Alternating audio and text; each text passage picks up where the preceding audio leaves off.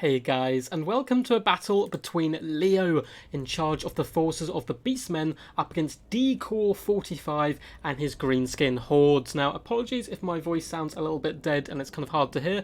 Fortunately, I do have a pretty bad sore throat, but we're going to persevere in the name of the Warhammer gods here and try to press forward. So let's have a quick look at both these builds. Now, it's going to be a pretty fun and fast and furious game indeed. Both Beastmen and Greenskins do like to be rather attack-minded. So in the front lines for the Beastmen, we do have Gore herds with shields. A unit you don't actually get to see terribly often. A lot of people kind of go more cheap and cheerful of ungores, but Gores can certainly do okay in melee combat. They'll be able to chew through goblins very quickly and do decent damage to some more of the elite troops. In a secondary line, we do have Ungor Raiders, incredibly cheap, but they have Stalk, and decent, consistent arrow fire over the course of an entire battle can really help bring down some of the large threats the Greenskins can possess. In a third battle line, it looks like he does indeed have Ungor spear herds, with chevrons as well, just to try and fill in gaps where they can, as well as the Blackhorn Ravengers, who look incredibly badass with their colour scheme. These guys have perfect vigour, which makes them really durable in the long fight. In the back lines, it looks like we have some Chaos Warhounds Poison being used defensively here, which is quite interesting. Normally you'll see people kind of vanguard these troops and try and latch on behind enemy lines, but use them to protect his back lines, a pretty cool idea. And then we have an absolute ton of piggies. We have 2 Razorgore herds on the left hand flank and 2 on the right hand side. Razorgore herds, one of the best units in the game for points kind of value wise, the amount of damage they actually possess. They have a decent amount of AP as well as mass to block in large entities, so a real kind of niche unit which I quite like a lot. I wish I'd kind of see a little bit more of them. In the centre pocket, we do indeed have a giant here. Hell yes! The giant's been getting a bit of love recently in some of our replays. I believe we saw Papa Palpatine bring one with the Greenskins, and now we have one for the Beastmen. So he can do some decent work overall. He is a little bit squishy with only 30 armour, so we'll have to see how he does cope with the Daka line. We have a Brave Shaman of Wild here as well, coming with Manticore Summon and Viletide, and of course Morga the Shadowgave with all his summons. He is just by far and away the best Beastman Lord. Now, for the forces of the Greenskins here in the front lines, we do just have cheap and cheerful goblins. They're basically here to die, to take that charge, and try and wrap as much as possible. In the secondary line, we have a mixture of Savage Orc Boar Boy, oh no, just Savage Orc Biggins, not the Boar Boys. We also have Black Orcs as well, dotted in the centre pocket, and it looks like that's going to be it for the most part. More Savage Orcs on the back line, and some in deep reserve as well. He has a couple of units of Trolls dotted around as well, going to be saturated on top of these other troops. We have some Night Goblins in the back line, and up in the sky, Azag the Slaughterer coming in with Spirit Leech, and I believe that is, yes, Soul Blight, minus 30 armor and 30% base weapon damage. We also have a nice little Goblin Big Boss down here, and he has a really cool ability for those who don't know. He did get a big change relatively recently, which is they need stabbing, minus 30 armor and 24 melee defense, makes him a much more viable combatant now for the forces of the Greenskins.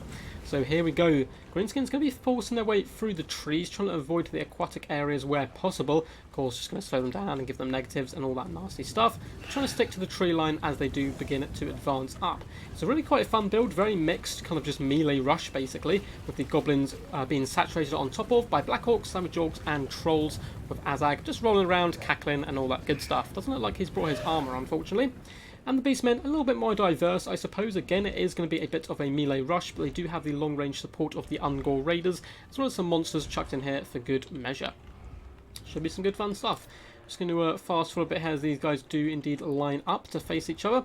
And we do have a summon, so the first Cygor has gone down, and that's going to be throwing some rocks in and pressuring the Greenskins forward, which is something the Beastmen certainly want to do here. They do not want to engage in the trees, because they have some large kind of monsters in the Razorgore herds, as well as the Cygor summons and the Giant. The Giant is going to be wading forward here in the water, looking to attack some goblins here. These poor goblins aren't going to have the best of days. I don't think any day is particularly great for goblins, however, so they're probably a little bit used to it. Ungor Raiders unleashing shots over top onto them, and it looks like they are going to get the charge, so no counter charge here, which is a big misplay here by the Beastmen. They want to kind of hop on top of these guys. And one lot of Fanatics has gone down, but it only kind of chewed through some Gore herds, not really doing too much damage. These guys have quite a wide formation overall, and quite loose, so the Fanatics don't do so much damage.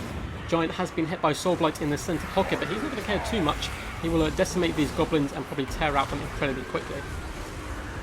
The Cygor over this side is doing pretty decent, up to 50 kills already. He's been aiming at the Black Orcs as well, so that's going to be getting some fantastic value overall. And a big overload is coming down on this left-hand side, as Azag does dart in, attempting to assassinate Morga. Now, this is a mistake a ton of players make. don't ever really try to assassinate. Oh, it looks like it's going for the Brave Shaman. Okay, so Spirit Leech and Brave Shaman chuck in at Azag in. A mistake a lot of people make is trying to assassinate Morga. He is far too tanky to simply leave him until the end of the game. But it looks like this was a good idea. So he has managed to terrify the Brave Shaman of Wild. Unless he can force him off, he's simply going to come back and summon up more units. Trolls have managed to push through as the wire is popped, and they're going to be decimating some Ungor herds. These Spearmen need to push up and get a little bit of support. Looks like Azag is now going after Morga, which he doesn't need to do, needs to focus down this Brave Shaman if possible. And the Giant is holding his line in the centre pocket. Some Chaos Spawn have popped up, and these Trolls are being absolutely hammered. They're Stone Trolls as well, so they're pretty damn tanky. You can see their health is absolutely decimated. And the right-hand flank is going relatively well for the Beastmen.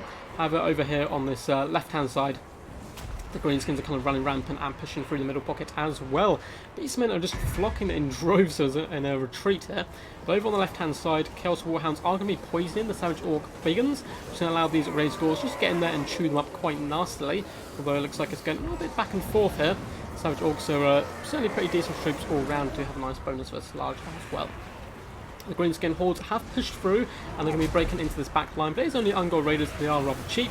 In the centre pocket, the Giant is holding firm here with Morga, the Shadow Gate. Another Soul Blight has gone down, and he's consistently trying to attack him. I think this is a mistake. Just simply leave him and come back late in the game. It can always be tempting to attack an enemy football like this with a Giant monster though, so I do understand it. The Giant up to 15 kills, not doing too bad. He's going to be slapping these guys around as the war is still active here. Razor Herds are going to be bouncing their way through the water here. After everyone does come up to their kind of cloppers, as they're going to push forward and get a lovely charge in onto the side. Looks like they ignore Azag, instead go after the Black Orcs, getting a nice surround on them overall. Another Spirit Leech has gone down on the Giants though, trying to drag it down as much as possible. Now, did that Shaman survive? He did indeed, so he really needed to chase this guy off, as he's now going to be able to pop a second Cygor summon, which will be invaluable here, as the balance power is relatively in favour of the Greenskin Horde. It looks like Razor Herds have managed to chase down Azag here and do some huge damage to him. They have rampaged, unfortunately, for the Beastmen, so they're going to get tied up here instead on the Savage Orcs and Black Orcs. But Azag took a real beating, and that's what I'm talking about. These guys have decent AP and good mass. He really struggled to get out of there, and he's just down to 1,000 hit points now. The Giant looks like he's just going to be flocking around and trying to isolate targets, which isn't a bad idea. Can rescue some of these Ungors in the periphery here as well. They can turn and get back into this main engagement. It looks like the Greenskins may be overextended in a few areas here, starting to get a little bit isolated and run out of steam, which can unfortunately happen with some of these rush factions. The Gore Herds trying to hold the line as well and protect the Brave Shaman, but looks like he's once again going to be forced off. Stone Trolls so durable with that regeneration. These Ungors really need to turn and get back engaged into the main fight here. Looks like we are getting a call to violence come down, as well as a foe seeker as the Razor Herds go to work on the Black Orcs. Black Orcs though, pretty beefy cakes all round, can certainly go toe to toe with these guys and hack off some limbs. With the help of the Savage Orc Biggins, the centre pocket could go relatively well for them. However, this Giant is a bit of a menace at this point, up to 42 kills, isolating Savage Orcs and just hunting them down, and with their frenzy gone, they will of course be terrified. I believe these guys do have a frenzy anyway, being Savage Orcs. Yeah, going to be getting forced back here. Chaos Warhounds with poison as well, going to try and isolate the Goblin Big Boss. Probably better trying to chase down these routing units, ensure none of that value comes back. A ton of Beastmen as well, just kind of sitting around, need to get back into the action. So a little bit of miss micro by both players, but at the same time, it's understandable when so much is going on in this kind of centre pocket. And at the same time, this is a replay from an older version of the game, so occasionally it does bug out where people are moving and they're not actually moving here. So Morga is just floating around now, not doing too bad. Ungor Razor loosened some shots into the back of the Night Goblins, trying to force them away. So it looks like the Greenskins do a little bit of a retreat here, trying to get their own back and hunt down Ungor Raiders and those loose troops where possible, which is a decent idea all round. Azag flying high up in the sky, really does not want to land or get engaged with enemy troops. There's just no need at this point. And yeah, just a ton of troops kind of just sitting around in the trees as this main fight does get underway here. Giant going to be forcing his way forward onto the Black Orcs, and Morga the Shadow Gave does start to push up as well to support. But he's pretty beefcake all round as well, durable in combat, will certainly help up against these guys. And there's not much left which can really stop this Giant. Despite this fact though, the balance power is heavily in Greenskins' favour. They do have some decent units in the Black Orcs left alive, as well as these Stone Trolls.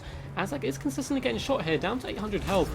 Probably just wants to land on these Ungor Raiders and finish them off. Goblin Big Boss trying to get back to protect him. Some Fanatics have dropped on themselves here, unfortunately, going to be chewing themselves apart. And Azag down to just 666 health, which is a little bit of a bad sign for him, I think. as the Angles do start to loose 1 or 2 more arrows in his direction. So it looks like he's coming in for the snipe hit on Morg of the Shenegade once again. The Giant desperately trying to hold back the tide of Stone Giants as well as Savage Orc Biggins. And it's looking a little rough. However, if there is still some Chaos Spawn summons and can turn one of these units into Chaos Spawn, that could be a huge win. And it looks like the Giant just beats Azag down there, and the Greenskins in fact do decide to concede. I certainly don't think that was game over just yet. But you know, still not bad at all. And yeah, with Azag gone, I think the Greenskins will probably break and leave the fight overall. So super fun game there. Massive shout out to Leo for not only playing in this game but also sending it in, and Decor for making a good game of it. Now this was on an older version of the game, so that end there may be a little bit janky with a lot of units kind of just sitting around. Not sure if it was just mismicroment or if those guys were actually moving, but the end result is the same regardless. So Giant proving his weight in gold once again, coming in with 63 kills. He can be very impressive in certain matchups and niche picks if your opponent isn't expecting him, and no one really expects the Giants anymore. Up against Greenskins, I think it's a little risky because often you can see a Daka line, but I suppose up against Beastmen, it's quite unlikely they're going to bring two huge arrow core all round. So the Giant certainly is, a viable pick here. Managed to go toe to toe with the Black Orcs and punish some of those stone trolls. As for Decor, I think the Goblins, there was just too many of them. I like the idea of trying to saturate on top of his tougher units.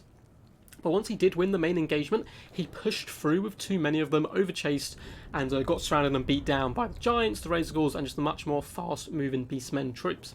Anyway guys, hope you did enjoy. Hope the sound was all good with my poor voice. I can kind of feel it dying now. But if you did enjoy, feel free to subscribe to the channel if you haven't already for all good Total War Warhammer content, as well as giving the video a big old thumbs up. If you want to see your replays on the channel, just like Leo, all you have to do is join the Discord. There's a link in the description down below, and that is where you can submit all the good replays and stuff to me. And if you want to support the channel in any other way, I do have a link to Patreon and donations and all that kind of good stuff down in the description. Anyway guys, until next time, peace, and as always, stay awesome.